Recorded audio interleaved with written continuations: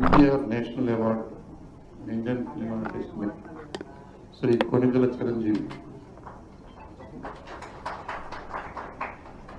Paidi Jayaraj film award Indian film personality Shri Kamal Haasan,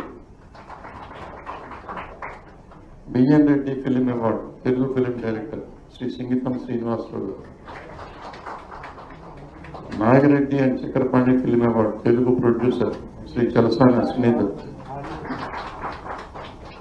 TL Kantharao award for Telugu film artist Shri R Narayanamurthy, Raghupathi